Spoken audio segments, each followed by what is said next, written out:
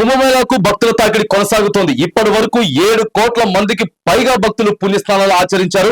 ఎముకలు కొరికే చల్లి కూడా లెక్క చేయకుండా కుంభమేళాలో పుణ్యస్నానాలు ఆచరిస్తున్నారు భక్తులు.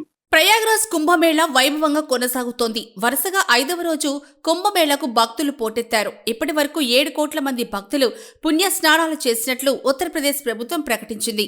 దేశం నలుమూలల నుంచి ప్రయాగ్రాజ్కు సాధువులు ఆకడాలు తరలివస్తున్నాయి. పుష్కర ఘాట్లతో జనంతో కిటకిటలాడుతున్నాయి. త్రివేణి సంగమం దగ్గర ఘనంగా హారతి నిర్వహించారు. ఈ కార్యక్రమానికి భక్తులు భారీగా హాజరయ్యారు.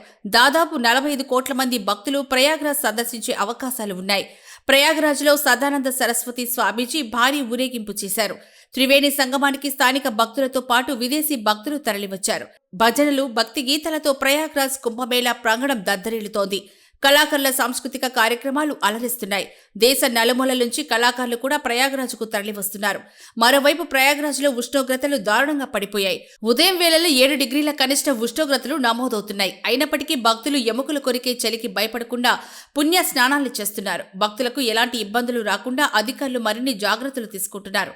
ఎవరికైనా ఇబ్బంది వస్తే వెంటనే చికిత్స అందించడానికి మెడికల్ క్యాంపులను కూడా ఏర్పాటు చేశారు. రానున్న 2 రోజుల్లో ప్రయాగ్రాజ్లో వర్షాలు కురిసే అవకాశం ఉందని వాతావరణ శాఖ అలర్ట్ జారీ చేసింది. దీంతో అధికారులు అప్రమత్తమయ్యారు.